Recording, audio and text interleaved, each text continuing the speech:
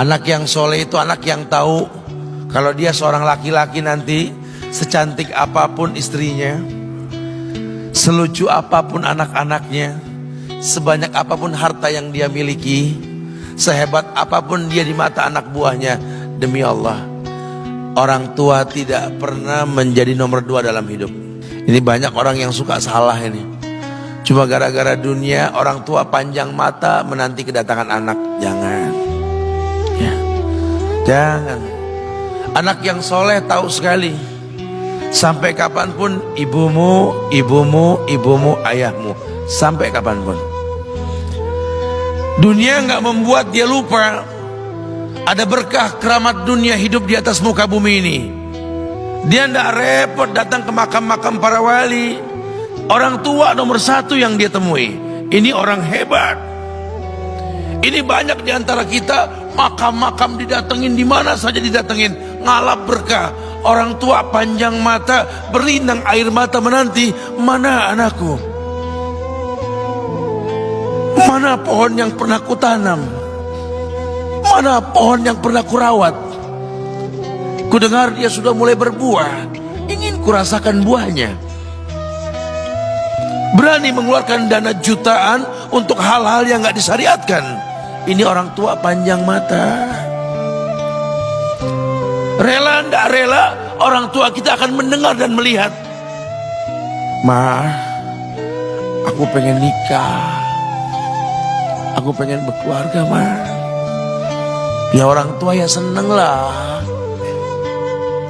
Cuma kalau inget metik buahnya belum terasa, ya ada perasaan kayak gimana gitu loh. Karena dia tahu setelah ini dia akan menikah. Bahwa anak orang ada kehidupan yang berbeda yang bakal dia rasa. Orang tua makin hari makin rentan, bukan makin seger. Yang perempuan dibawa orang, ya Allah. Baru kemarin perasaan mainin poni, ini anak perempuan kita, betul. Baru kemarin mainin kepangan rambutnya, ya Allah. Ya Allah, baru kemarin perasaan saya titah dia, titah, ya Allah. Belajar jalan, bisa berlari bawa sesuatu, coret-coret tembok, aduh Masya Allah.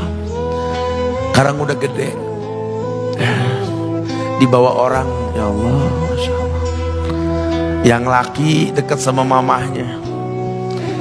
Baru kemarin tangan mungilnya kita tuntun, kalau kelepas dia nangis, betul. Sekarang tangannya keker besar, tangan ibunya keriput, betul. Mau nangkep tangan anak pun sudah mulai susah. Membawa anak orang datang dengan gagah, cium tangan, cipika-cipiki, udah. Ma, kita jalan dulu Ma ya. Udah Mama, udah. Digandeng tangan kekasihnya, dirangkul pundaknya. Ini anak laki ndak tahu ibunya kayak diiris-iris jantungnya. Dia lihat tangannya yang keriput, ya Allah. Udah berapa lama tangan ini nggak dibawa sama anak ini? Udah berapa lama tangan ini nggak digandeng sama anak saya? Kita merasa bangga akur merangkul istri kita, ibu kita ngelihat pundaknya. Udah berapa lama pundak ini nggak dirangkul seperti itu, ya Allah. Dulu aku berdandan secantik-cantiknya, ku dandankan anaknya, ku bawa di hadapan kawan-kawanku bangga. Lihat anakku. Tapi dia tidak pernah berdandan rapi membawa aku ke hadapan teman-temannya. Lihatlah ibuku. Ibunya sudah kebayang, ya Allah, ini anak bakal minta nikah sebentar lagi. Yang wajar kalau orang nanam pohon pengen metik buah, wajar. Ini buah belum terasa, pohon sudah mau dibawa. Kebayang tidak? Ya Allah. Mulai dia kebayang. Sehingga rasa-rasa seperti ini menjadi tumpukan rasa di hati orang tua kita, yang nanti pada akhirnya dia pun bakal kembali ke hadirat Allah, kita pun bakal kembali ke Allah, betul? Sementara yang namanya kemuliaan datang dengan cara sabab yang benar. Ridallah fi ridal walidain wa sukhtullah fi sukhtil walidain. Ridanya Allah ada di ridho orang tua, murkanya pun sama.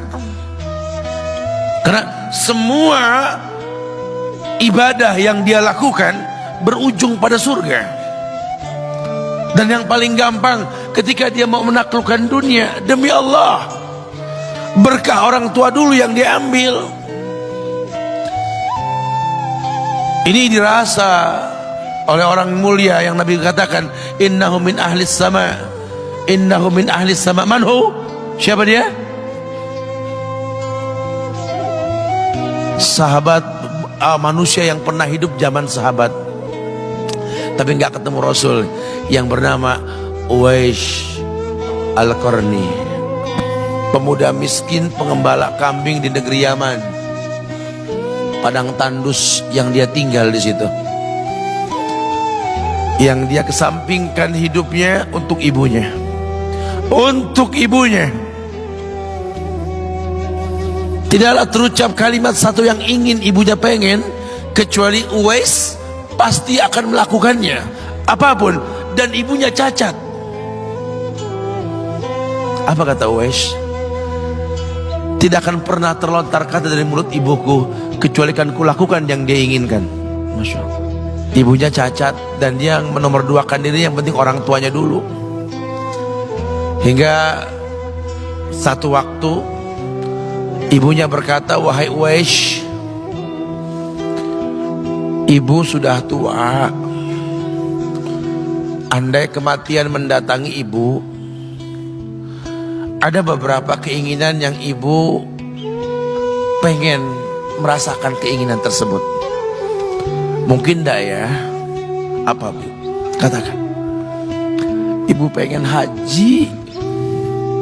Bengong, Wais, ya Allah Bu, ini Yaman, Hadramaut, yang sekarang saja pesawat itu bisa 3 jam menuju Saudi itu, 2 jam lebih lah menuju Saudi. Ini lebih jauh lagi, kebayang berapa ratus kilo, berapa ribu kilo, nggak tahu. Ya baiklah ibu, kata Uwais, aku tidak pernah menolak permintaan ibuku, tapi kali ini aku tidak bisa menjawab karena mikir gimana caranya ini. Apalagi dia seorang pemuda yang punya penyakit sopak, ada tanda-tanda putih di bagian badan itu kayak pano besar gitu tuh.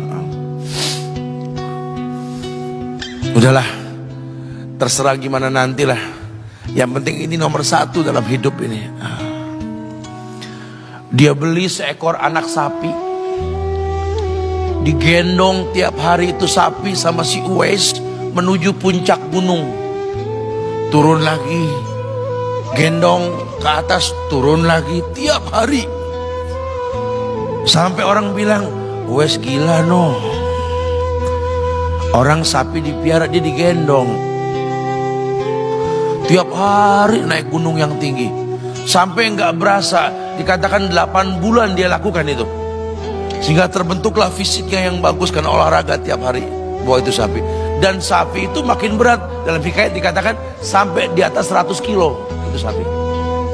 Kemudian dia tetap gendong ke atas dan dia yakin, bismillah saya yakin, sampailah bulan haji. Ibu naik ke pundakku, digendong ibunya dari negeri Yaman.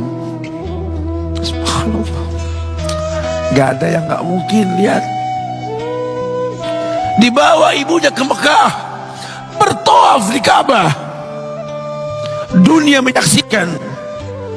Bahkan hikayat mengatakan dia sempat bertanya kepada sahabat Abdullah bin Umar, aku telah menggendong ibuku dari negeri Yaman menuju Mekah, bertawaf di Ka'bah ini, sudahkah aku membayar jasa ibuku? Apa kata sahabat Abdullah bin Umar? Bahkan satu hentakan napas pun ketika melahirkanmu belum terbayar. Bahkan satu hentakan napas pun ketika melahirkanmu belum terbayar. Dia selesaikan tawafnya, dia selesaikan tawafnya. Selesai tawaf, dibawa ibunya ke makom Ibrahim untuk sholat 2 rakaat. Selesai sholat, dia angkat tangan, dia berdoa kepada Allah, ya Allah, ampunkanlah ibuku ya Allah. Ampunkan ibuku ya Allah. Masukkanlah dia ke sorgamu ya Allah. Masukkan dia ke sorgamu ya Allah. Ibunya berbisik, Uwais, sudahlah, mintalah pada Tuhanmu ampunan untuk dirimu dan sorga untukmu. Wallahi wahai ibu, Allah ampunkan kamu, Allah masukkan kamu ke sorga, cukup untukku ridhomu yang kubutuhkan wahai ibu. Lihat, manusia saleh, hasil doa Rabbi habli minas solihin. Lihat, makanya ketika Nabi mengatakan innahu min ahli sama, ini manusia penghuni langit.